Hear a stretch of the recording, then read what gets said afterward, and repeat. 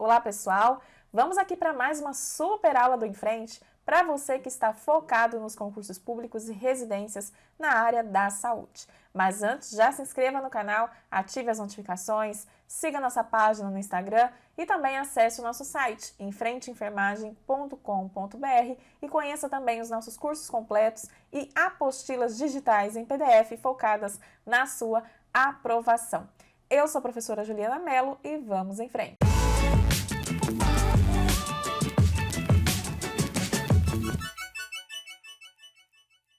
Bom, pessoal, nesta aula nós vamos aqui trazer uma atualização super importante de 2022 da Constituição Federal de 1988, de forma mais específica do artigo 198 da Constituição.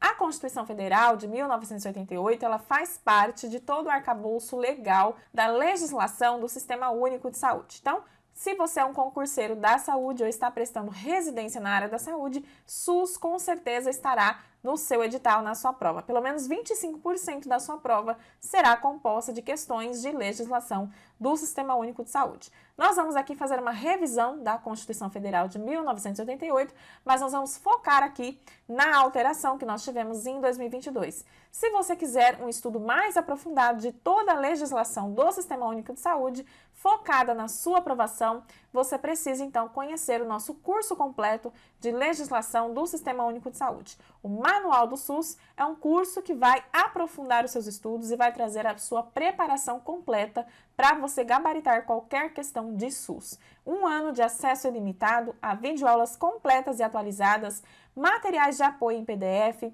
audioaulas para você baixar e escutar as aulas onde e quando você quiser, questões para você treinar dentro da plataforma em cada um dos módulos, além de simulados também de concursos públicos e residências para você treinar de SUS. Além disso, também você tem todo o meu suporte lá na plataforma, onde você pode colocar as suas dúvidas.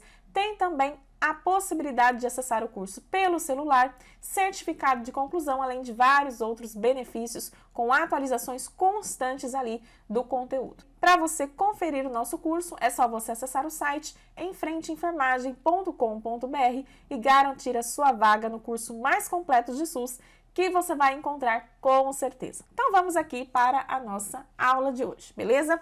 Bom, pessoal, primeiro a gente precisa relembrar, um pouquinho sobre a saúde na Constituição Federal de 1988. A Constituição Federal, de 88, ela dá o nascimento do Sistema Único de Saúde, tá? Então não dá para a gente estudar SUS sem falar de Constituição Federal, por isso também estará no seu edital, tá? Só para a gente relembrar aqui, iniciar aqui o nosso estudo, tá? Vamos relembrar um pouquinho sobre a saúde dentro da Constituição. A saúde dentro da Constituição Federal, ela está abordada dentro dos artigos 194 a 200. Algumas referências, inclusive algumas bancas, consideram somente os artigos 196 a 200, que estão no capítulo da Constituição que é destinado à saúde. Mas nós temos também os artigos 194 e 195, que são artigos que falam da Seguridade Social. Porém, nós vamos ver lá nesses artigos que a Seguridade Social, ela também tem, dentro da sua composição, a saúde, tá? Então, se você quer estudar a saúde de forma completa dentro da Constituição Federal, você precisa estudar todos esses artigos, de 194 a 200. Resumindo aqui, só para a gente relembrar, tá? Lembrando que lá no nosso curso, no Manual do SUS, a gente estuda, destrincha cada um desses artigos. Lá você tem aula específica para cada um desses artigos, com questões também comentadas. Então, é preparação completa, tá? Mas só resumindo aqui, relembrando, os artigos 194 e 195, tá? São artigos que irão tratar da Seguridade Social. Mas a gente vai ver lá nas nossas aulas, tá? Que a Seguridade Social, ela é composta pela saúde, pela previdência social e pela assistência social. Logo, se a saúde está dentro da Seguridade Social, a gente também tem que estudar aqui. Então, no artigo 194, a gente vai ver a composição, a definição dessa Seguridade Social. E no artigo 195, a gente vai ter falando sobre o orçamento da Seguridade Social e da participação desse orçamento da Seguridade Social no financiamento do SUS, tá? Só resumindo aqui para você, beleza? O artigo 196 é um dos artigos mais cobrados aqui pelas bancas, tá? Porque é um artigo que vai falar da saúde como um direito, tá? Como um direito social e também como um dever do Estado. Aqui a gente vai ter a ampliação do conceito de saúde, é um artigo também altamente recorrente nas provas. O artigo 197 é um artigo regulamentador, é um artigo que vai regulamentar as ações e serviços de saúde aqui no âmbito do SUS e também vai assegurar, né, a função do poder público para prover essas ações, tá?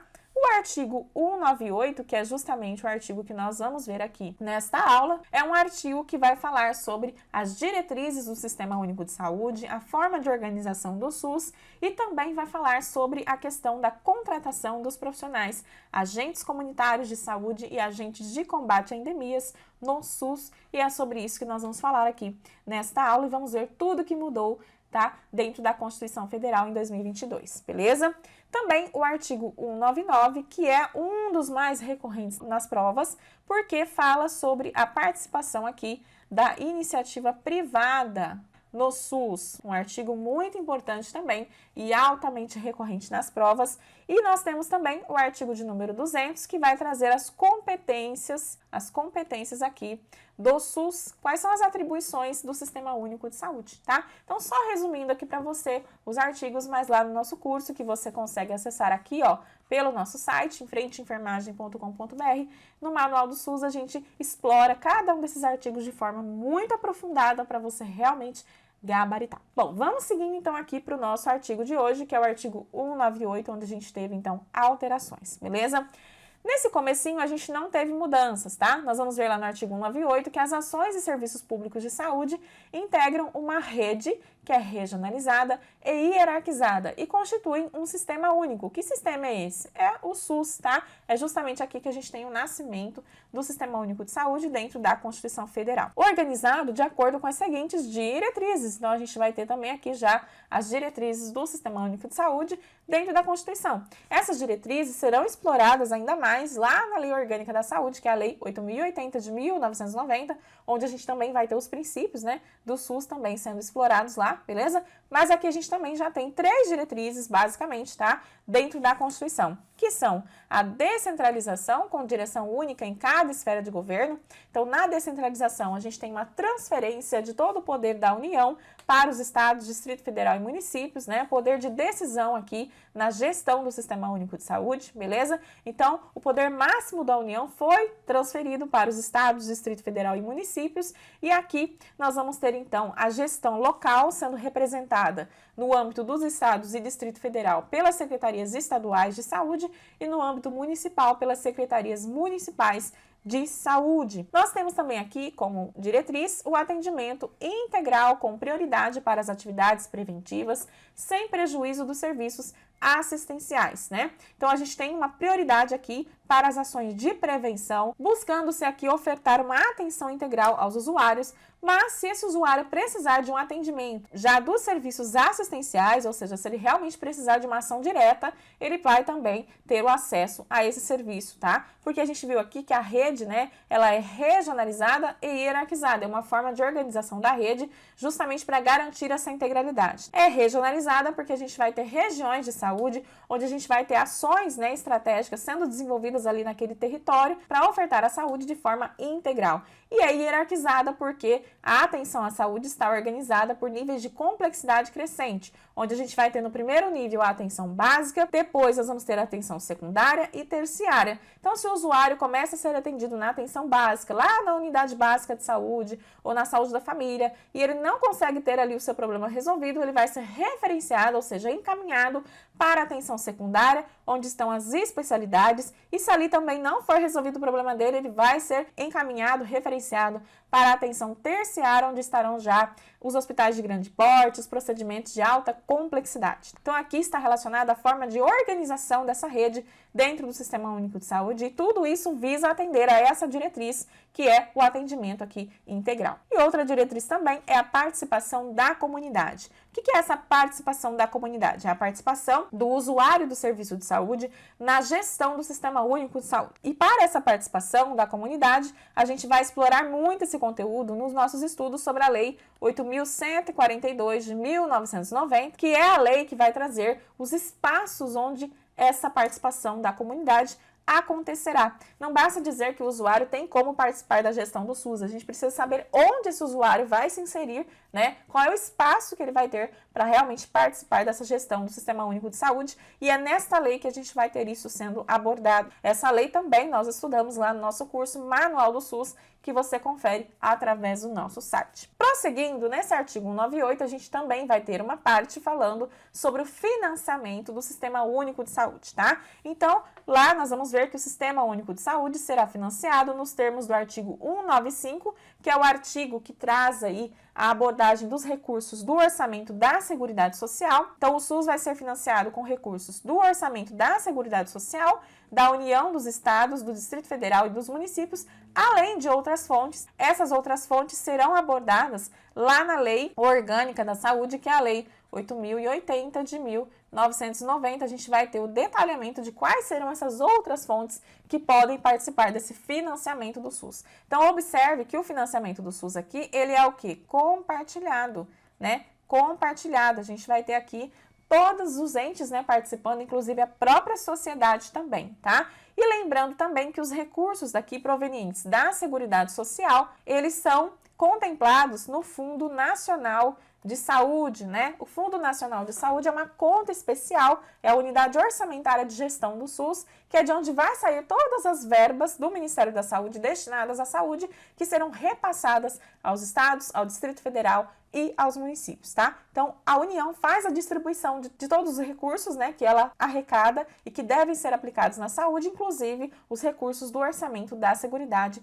Social. Então, só para você fixar, você tem aí na sua tela, resumidamente, que o financiamento do SUS é realizado com recursos da União, dos estados, do Distrito Federal, dos municípios, de outras fontes e do orçamento da Seguridade Social. Lembrando, né, que além de receber os recursos lá do Fundo Nacional de Saúde, né, que vem da União, os gestores estaduais do Distrito Federal e dos municípios, eles devem também dar a sua contrapartida. Então, eles não irão aplicar na saúde só o dinheiro que eles recebem lá da União. Eles também devem arcar, né, a saúde, dando contrapartida com seus recursos próprios, tá? Lembrando, gente, que quando a gente fala nessa palavrinha aqui, recursos, a gente está falando do quê? De dinheiro, beleza? Então, eles precisam também ter recursos próprios, dando aí esses recursos de contrapartida também no financiamento do Sistema Único de Saúde, tá? Aqui é só uma revisão, tá, gente? E lá no curso a gente aprofunda mais, beleza? No parágrafo 2º, nós vamos ver que a União, os estados, o Distrito Federal e os municípios aplicarão anualmente em ações e serviços públicos de saúde recursos mínimos derivados da aplicação de percentuais calculados sobre. Olha só, aqui no artigo 198 a gente também vai ver qual é o percentual mínimo, né, que os gestores devem aplicar na saúde, com base na sua arrecadação anual. O quanto que a União, os estados, o Distrito Federal e os municípios devem aplicar na saúde a partir de toda a sua arrecadação. Quais são essas formas de arrecadação? Impostos, né? Além de outras fontes, tá? Então, durante um ano inteiro, os gestores, eles arrecadam, né? Impostos da população, várias verbas aqui que devem ser aplicadas, inclusive, na saúde. E aqui a gente tem o percentual mínimo, quanto no mínimo esses gestores devem aplicar na saúde de toda essa arrecadação anual, tá? Então, quais são os percentuais que a gente tem? No caso da União, a aplicação vai ser correspondente à receita corrente líquida do respectivo exercício financeiro. O que é isso aqui? É o ano, tá? Do ano. E não pode ser inferior a 15%. Então, a União aqui, ela deve aplicar na saúde pelo menos 15% da sua arrecadação total no ano vigente, beleza? Isso aqui, gente, foi dado por quem? Pela emenda constitucional, tá? Número 86 de 2015, que trouxe esse percentual mínimo aqui a ser aplicado pela União aqui na saúde, beleza? Os estados e Distrito Federal, né, eles também estarão ali aplicando o produto da arrecadação dos impostos, tá? Que são referidos também em artigos da Constituição Federal, beleza? E aqui também nós vamos ter a dedução das parcelas que foram transferidas aos respectivos municípios. E no caso dos estados e Distrito Federal será de no mínimo 12% da receita, tá? Principalmente aqui para os estados. No caso do Distrito Federal, a gente pode ter uma variação aqui entre 12% e 15%, porque isso vai depender das ações, né, que são desenvolvidas aqui nesse nível de gestão, beleza? E os municípios devem aplicar no mínimo 15% aqui de tudo que foi arrecadado no ano financeiro. No caso dos estados e do Distrito Federal, a gente tem aqui os percentuais mínimos sendo fixados lá na Lei 141 de 2012, que é de no mínimo 12%. A gente também teve alteração, então, pela emenda constitucional número 86, né, em relação ao custeio da União com a saúde. A gente tem também aqui a emenda constitucional número 95 de 2016, que revogou essa emenda constitucional de 2015, tá? Onde a gente teve aí uma retirada dos valores progressivos que eram até então vigentes, beleza?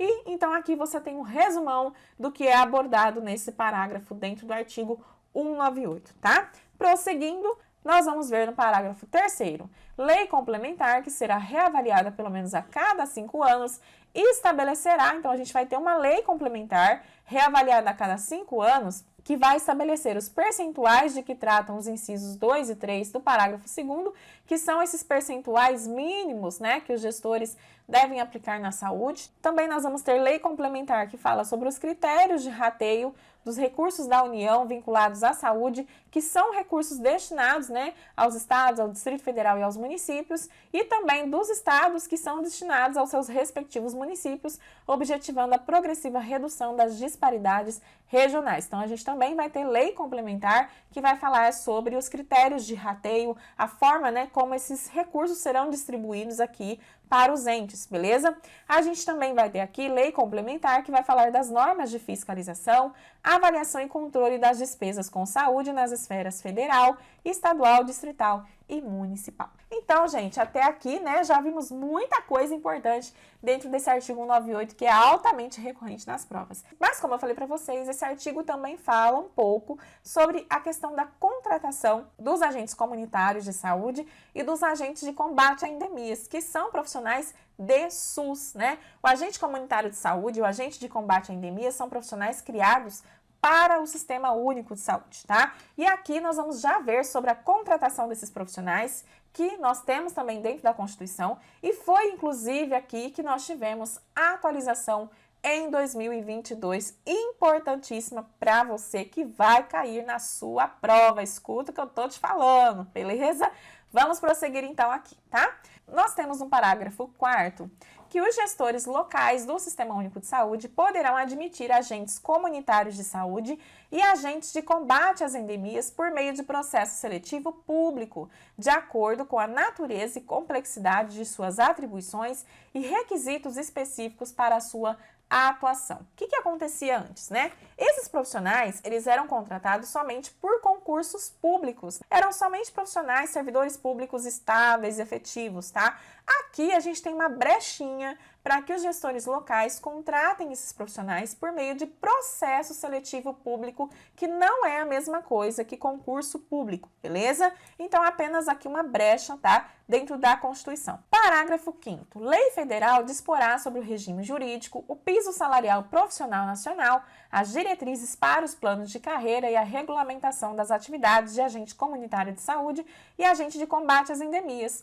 competindo à União, nos termos da lei, prestar assistência financeira complementar aos estados, ao Distrito Federal e aos municípios para o cumprimento do referido piso salarial. E aqui, gente, a gente teve a atualização em 2022, tá? Do valor mínimo desse piso salarial dos agentes comunitários de saúde e agentes de combate a endemias. Esse artigo está falando apenas que a gente vai ter lei específica para tratar de toda a regulamentação das atividades dos agentes comunitários e dos agentes de combate a endemias, que não é a mesma coisa que está aqui nesse artigo, tá? A gente tem leis específicas que tratam da regulamentação dessas categorias e aqui traz o reforço da responsabilidade da União em relação ao financiamento, ao pagamento do vencimento desses profissionais. Parágrafo 6º. Além das hipóteses previstas no parágrafo 1º do artigo 41 e no parágrafo 4º do artigo 169 da Constituição Federal, o servidor que exerça funções equivalentes às de agente comunitário de saúde ou de agente de combate às endemias poderá perder o cargo